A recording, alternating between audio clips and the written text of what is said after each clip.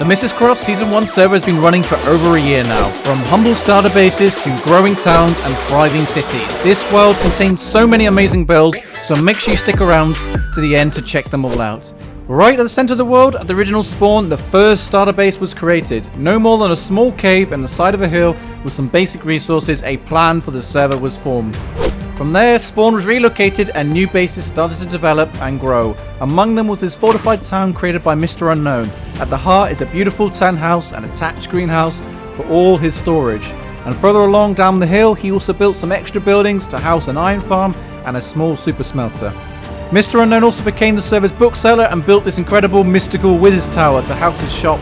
And below, in a magical hall beneath the hill, lives all his various librarian villagers. And at the center of his base, he also created this awesome custom tree to incorporate his nether portal.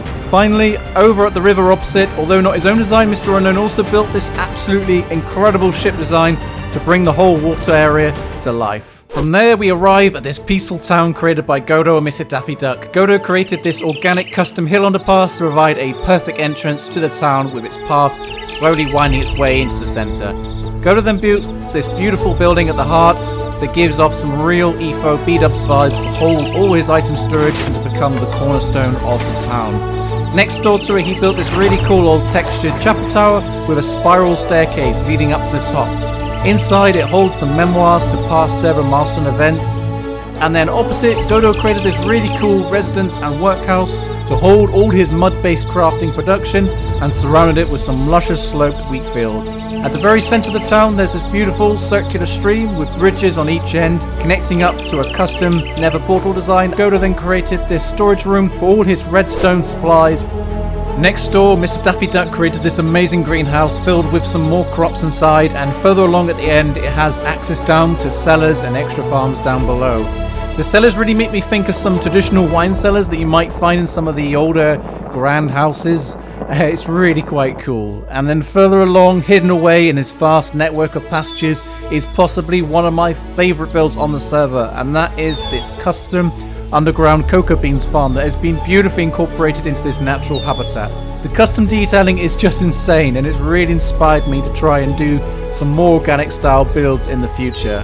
Guarded by these soldiers stationed at these cool little pillboxes by the bridge crossing the nearby river, we come to this castle keep built really early on at the start of the server run by Wraithlin that has this classic medieval style and feel, making heavy use of all the various deep slate blocks now available in the game. And inside the keep there are lots of these long winding hallways and chambers, and at the very center of the keep a long flight of stairs lead its way up to the top of the main turret spire. This keep really is just another great example of all the amazing mix of player building styles found here on the server. Moving on into the Nether, all the players in the server came together to collaboratively build this extensive Nether Hub and network of tunnels connecting to all the other bases and places of interest on the server. And for the longer tunnels, high-speed ice paths were created to remove the need to fly and to speed up the journeys. And to get to the Nether roof for all the large-scale farms, bedrock was removed and a ladder leading up to the top was added. Further along on the Nether roof is this massive snow golem and TARDIS that Wolf created. Wolf also created a large number of other massive farms, including this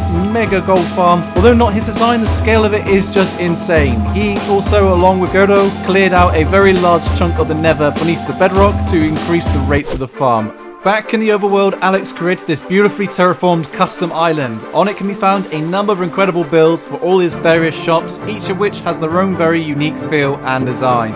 On the far side, Alex created this cool little jetty for boats to moor up at, and at the centre of the island, at the top of the tower spire, there's a perfect view of the nearby town. This island is definitely one of my favourite places on the server.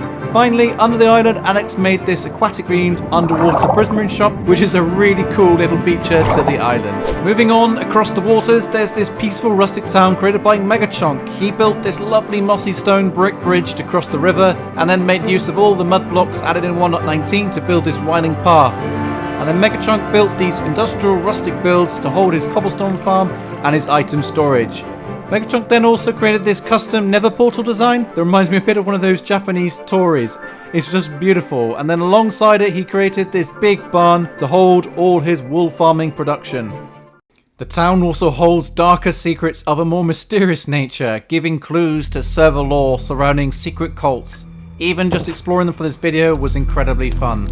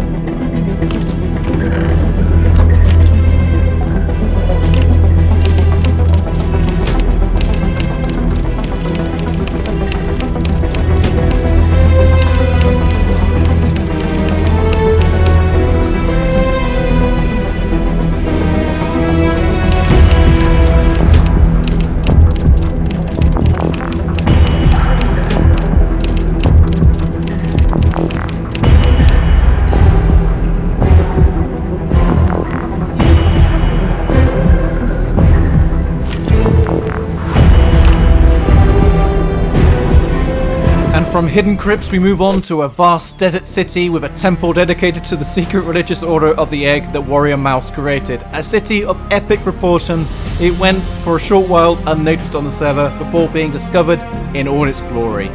With all the many different custom houses, workshops, stalls, towers and more, all created for the villager inhabitants, the city holds so much detailing and subtle references to the secret order. Warrior Mouse along with Wolf have put in some incredible efforts into the city, and I honestly find myself running out of words to describe just how awesome this place is. And at the heart of the city, a grand pathway and stairs leads up to the great central temple of the egg. Next to the city boundaries, Wolf created this ultimate item sorter / storage build to hold all the resources for the construction of the city. He made really good use of the glazed terracotta blocks to make this awesome floor pattern that really adds to the feel of the place. And from one epic build to another, a few thousand blocks in the distance, and it's built on the surface what looks like just this small humble house, but underground houses this awesome custom complex designed to hold an assortment of mini games. And although it never got fully completed, the detailing is just insane. Alex did a great job at joining up all these various different textures and colour palettes, making it feel really unique. I couldn't stop by this build without trying my hand once again at the parkour course that he created, and failing many times in the process before finally completing it successfully.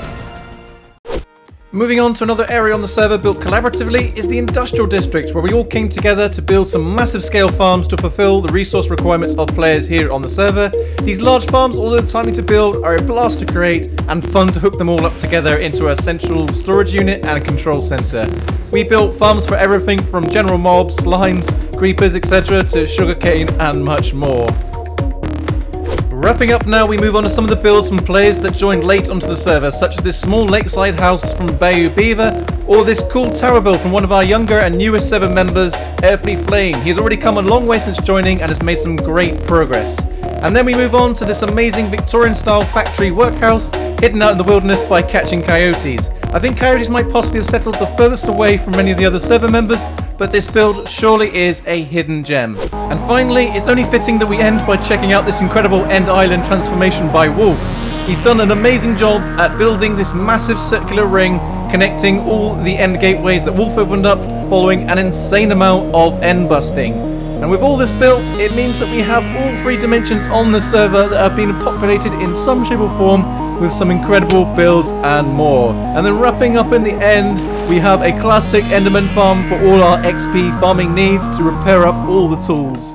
And there you have it, a server tour showcasing all the incredible builds from all the other MistersCraft server members. And as the sole content creator from the server, I decided to leave out most of my own builds, as I've already previously showcased a lot of them. So if you do want to check them out, then I'll make sure to put some links on screen. But with that, Season 1 of the MistersCraft SMP server has now officially come to an end, and due to some personal life issues, I will continue to be a little slower than normal for releasing new content. But Season 2 has already kicked off, and I am actively recording some new content, and I'm really excited to post that soon. So make sure to hit that like and subscribe button to be notified when that drops. But until next time, I shall see you later. Bye bye.